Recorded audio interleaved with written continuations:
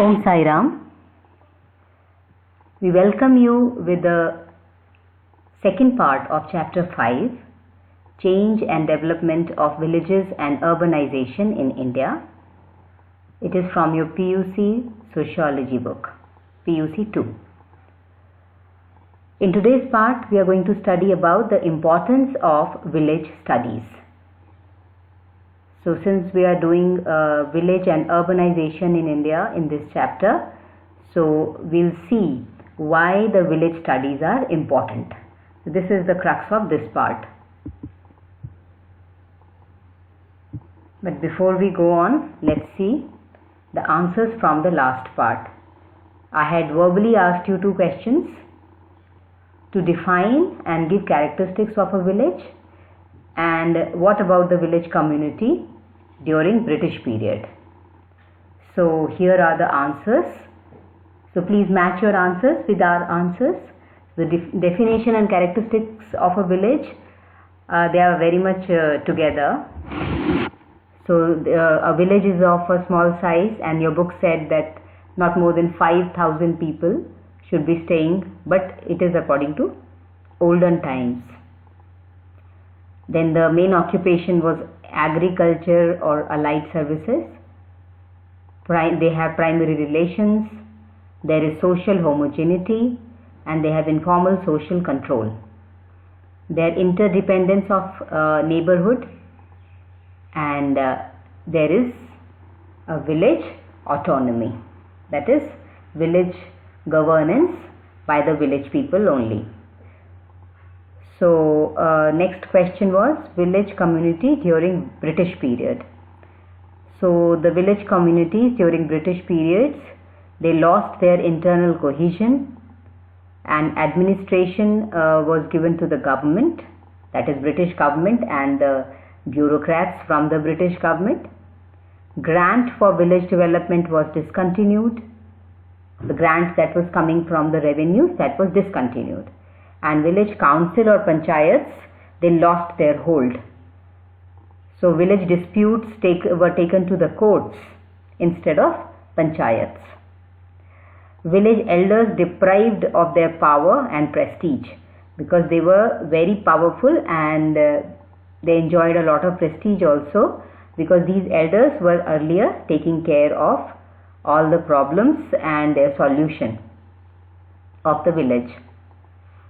Then migration to cities for employment contributed to the decay of village council, that is panchayat. This was another reason. First reason was courts. The legal courts are now there in the towns, and secondly, village communities or village panchayats will lose their hold.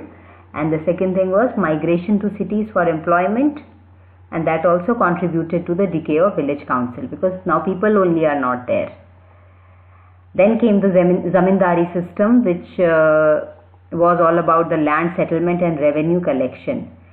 So there was one particular class which was now the zamindar class, and they enjoyed a lot of power, and this created classes and inequality which ruined the village community.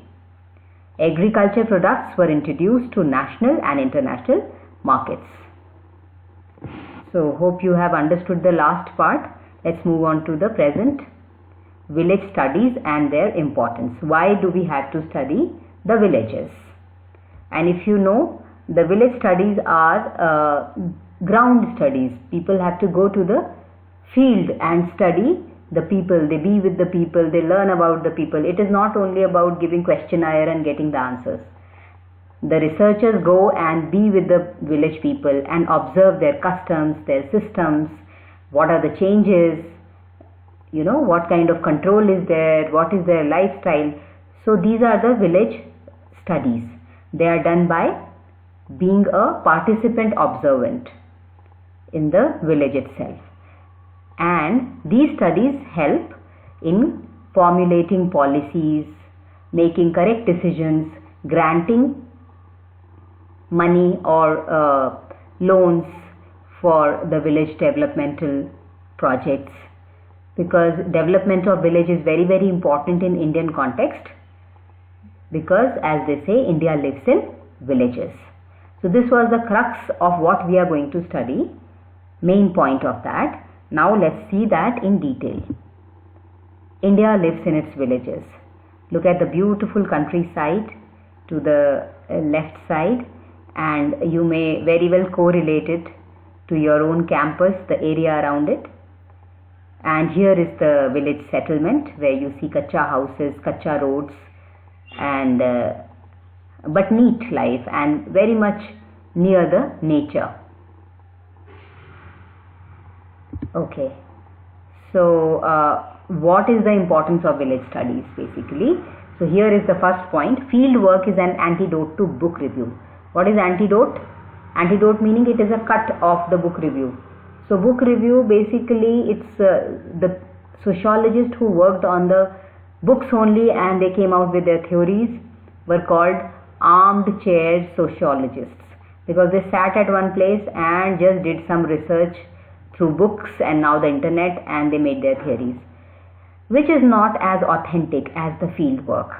So according to M.N. Srinivas, studies of Indian village communities would be of great significance for planners and administrators. So if you have studied the village well, you know their problems, their actual problems. So you have to live with them to see what are they facing. And then you can help the planners and administrators to make a proper strategy for that village. Information provided by a sociologist is based on his intensive fieldwork experience, and no account of book knowledge can ever be substitute for this. So no book knowledge can help you. You have to actually be there in the village to see their life, their condition and their problems. So what did M.N. Srinivas do? M.N. Srinivas is a very big name in Indian sociology. So he studied this Rampura village near Mysore, and he wrote a book, The Remembered Village.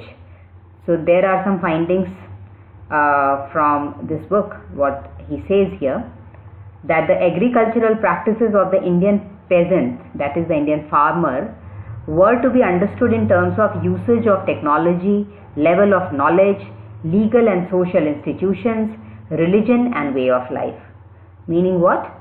That what kind of technology are they using while doing the agricultural practices? What is their level of knowledge about what they are growing, how they are growing, what should they do? The scientific knowledge, do they have? What is the level?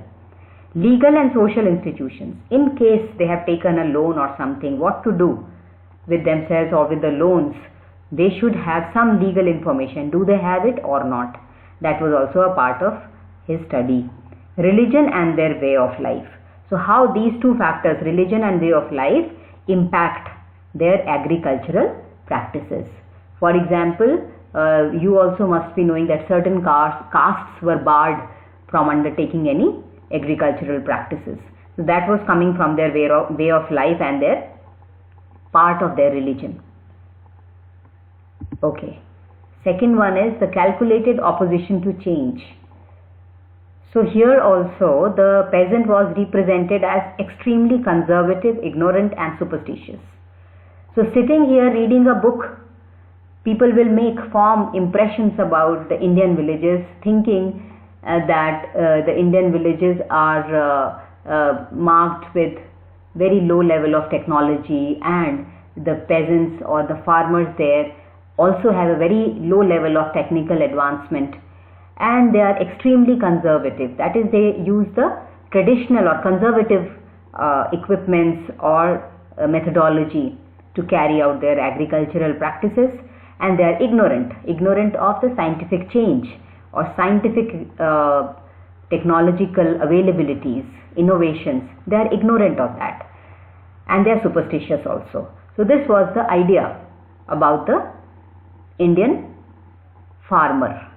But sociological studies do not subscribe to this view. So when the field studies happened, what happened? They went and they found that the scene was a bit different. It wasn't that they were extremely conservative, ignorant and superstitious, but even if they opposed the change, because it was observed that any technological advancement and any change related to that, if was introduced to any village, it was opposed by the village heads. Why was it so? So they attributed the reason to these factors, that they were extremely conservative, ignorant and superstitious. But when a sociological study was made, it was found out that it was McKim Marriott studies of Kishangarhi village in Uttar Pradesh that revealed that the peasants had accepted new crops, techniques of cultivation, etc., but had opposed only a few changes. So you can see that the peasants were not so ignorant and superstitious. They had accepted new crops, they had accepted the new seeds and new technologies. They were not opposed to that. What were they opposed to? There were the key persons in every village who exploited every change to their benefit. So that was always there in India, where people tried to eke out the benefit, their own personal benefit, from any social change.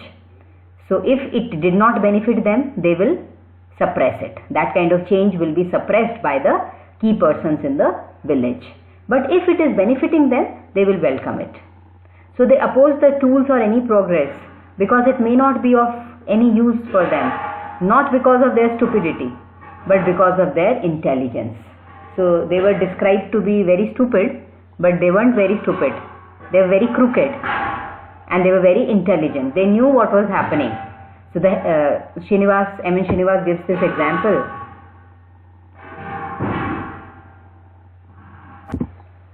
That the headman of Rampura village wanted bulldozers and electricity, but not a school. Why? Because the former would get him name, fame and authority, but a school would have made labor scarcer. That means what? The headman of Rampura village was very clever person. So he said yes to new changes. He said yes to what changes? Bulldozers, electricity. Yes, because if he brings this in his village, people are going to praise him a lot and he'll get more name, better name, fame and authority. But how can a school is going to help him, or how can a school give him the name, fame and credit? Because school will be educating the people of that village, and that would make the labor force more scarce, that is more lesser in number, where he need more labor forces for his work. So this headman of Rampura village, he opposed those kind of changes which were not suiting his own personal interest, but he okayed and he said yes to those changes which were giving him more credit, which was making him more important in the village. So only the field studies of village community could shed light on such aspects which otherwise go unnoticed. So unless you sit in the village and watch for yourself what is happening, you cannot know the intricacies, the internal nitty-gritties of a village. That no book will tell you. So that's why field studies are important, so that you get to know why is the reason why certain things are accepted and certain things are not accepted. Third thing was literary bias. Bias meaning when you already have made up your mind in favor of something. That is your bias. For example, you will say people have religious bias. Hindus are better than Muslims, or Muslims are better than Hindus. These are religious bias. North Indians are more progressive than South Indians, or South Indians are more cultured than North Indians. So these are the biases. There is a literary bias. So literature, that is, it is related to literature. So according to this bias, what are we going to understand here? That whatever is written in the books, we take that for granted. We think that only is correct, and that is the meaning of literary bias.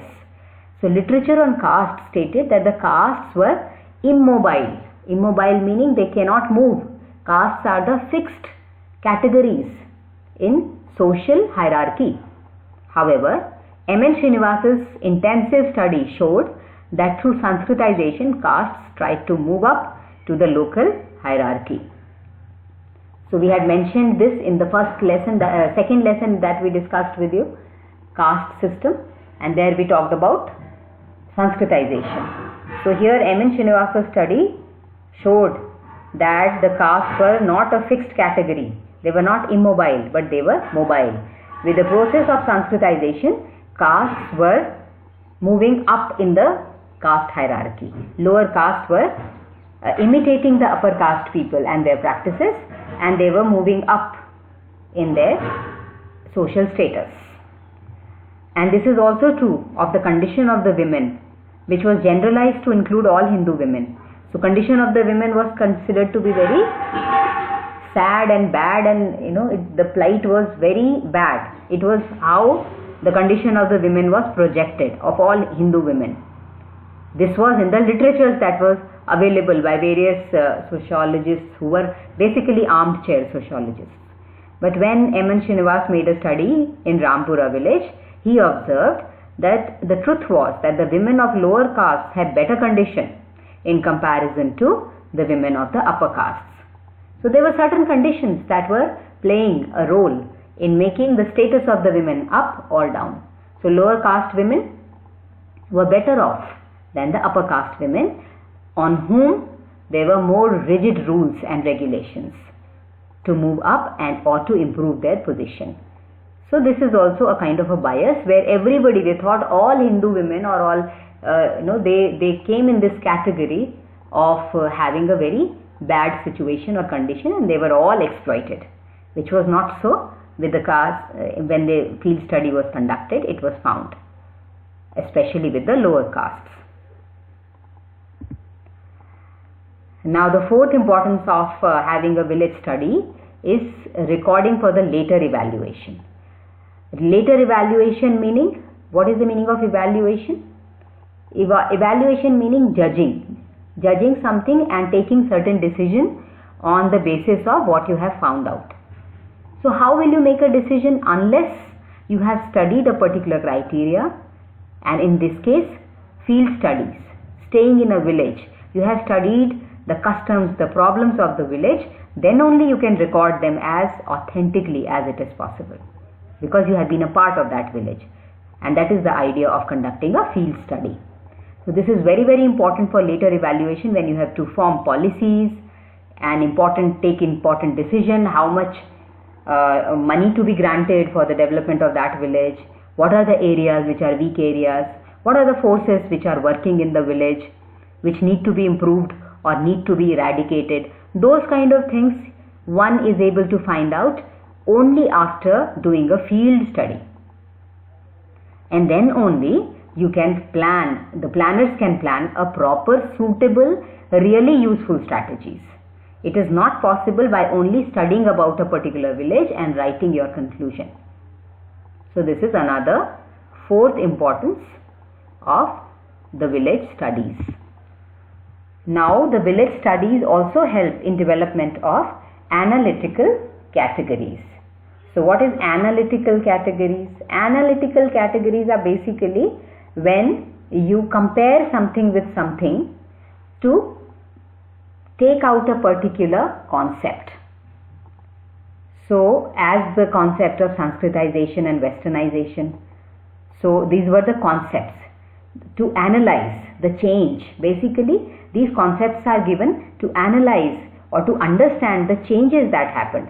So these two names were given to denote the changes that happened in Rampura village, Sanskritization and Westernization. And when you see, they were not limited only to Rampura village. They are actually generalized in many of such villages. So Sanskritization and Westernization. Westernization is something which came after Sanskritization, where people were influenced by Western ideas. So it was not about the caste system, but the whole value system got diverted towards the Western ideas, dress sense, language, English values, all those came into the picture. So that also you come to know only when you do a field study.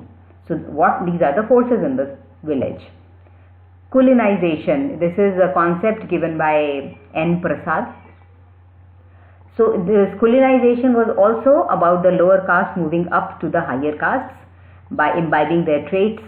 So this was, you can say, it was very much influenced by Sanskritization theory of M.N. Srinivas. Then there was desanskritization. This theory, this concept, this analytical concept came into the picture when Dr. Majumdar stayed in that particular village, and he observed those changes in his book Caste and Communication in an Indian Village. So what did he say? It is a very, very important and interesting concept of desanskritization. It was basically to acquire a Dalit identity, that is a lower caste identity by the upper caste. So this was a downward mobility of the upper caste. Why would they do so? They would do so only after those reservation policies were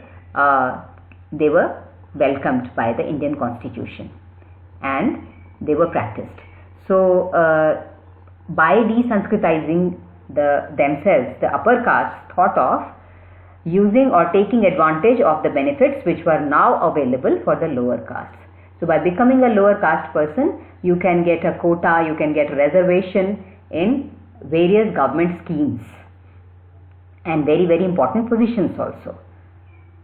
That also we studied in caste system and the new policies that were introduced to uplift the lower caste people. So many upper caste people also wanted to become the lower caste. So that was the idea of desanskritization which Majumdar studied. And Mecham Marriott, he studied about universalization and parochialization. So he basically talked about the rituals and customs and belief system which is prevalent in a particular village community. He also studied the Ramgari village of Uttar Pradesh, and what he said was parochialization was the localization of the basic concepts that were coming from great epics and great scriptures. When they come down to the village level, there is always a change suiting the needs of the village people. So that those little changes that came in the big idea, that was called parochialization.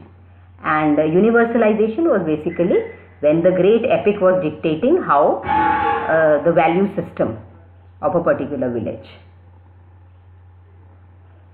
Then Robert Redfield also talked about great tradition and little tradition.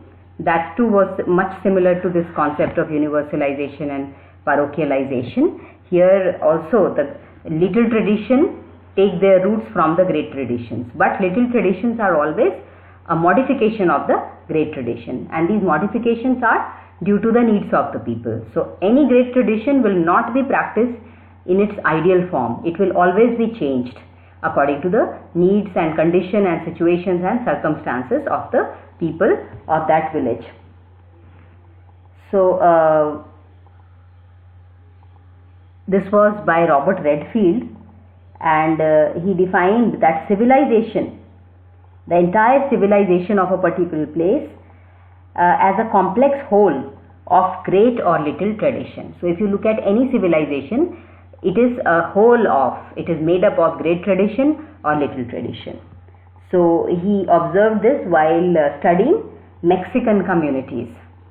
So Mexican communities are in, this is from the country Mexico, which is a part of North America. It is a southern part of North America. Now we have our own sociologist, a pioneer of Indian sociology, A.R. Desai, and he talked about rural sociology in India is another important work in this regard.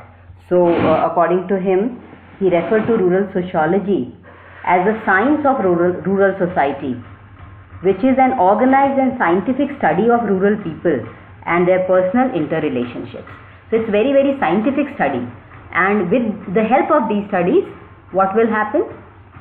The planners or the administrators of the country will be able to formulate the correct, well-suited policies for the people of the village.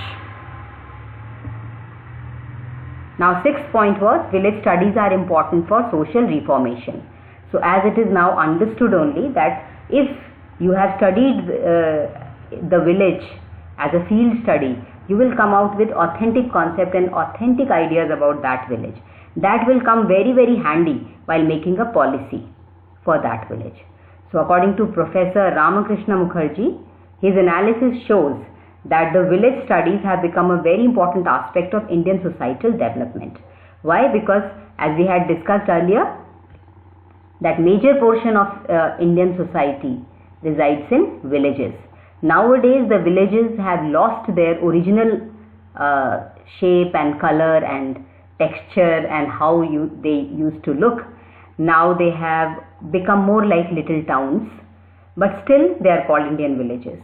But these studies are very, very important to bring any societal change which is moving towards development. So what kind of change? When you are making a plan, you are making a budget or any administrative strategy, all have become rural area oriented, because as we have said, rural area is the major covers the major portion of Indian society. So this has helped in the analysis of transformation that the village communities are undergoing. So you can understand why there are some changes in the village community now, and what are those changes. So only through field studies, village studies, you can get to know. Thus there is a need for the studies of village communities in India. So government promptly gives grants and loans to such studies, and rural sociology is a very big field in Indian academic area, where scholars are really encouraged by the government of India to undertake rural studies. So they will study about various aspects that touch the lives of rural people, so that the Indian government can make proper strategies for their upliftment and for their development. So this was all about the chapter and the part that we did today about the importance of field studies or village studies. So there are 3 questions based on what we studied today. So the first question is, why are the village studies important? So you have to give all those 6 points here, but give them very briefly because they are very long. So just you should have a clear idea and why these studies, village studies, are important, and discuss those 6 points under the main headings. Then write the names of the authors of these 2 books, Rural Sociology in India and The Remembered Village. Third question, who gave the following concepts? So you have to just, although these concepts are only mentioned in your chapter, there is no detail given, so you don't need to worry about the details, but it will be good if you remember which sociologist gave these concepts. So Sanskritization and Westernization was given by whom? Kulinization was given by whom? Desanskritization, universalization and parochialization, great tradition and little tradition. So I hope you have understood the chapter. So if you want to revise any concept, please go through your chapter again, learn it well, and then attempt these questions, answer to which we will be discussing in the next part. Thank you, and Om Sai Ram.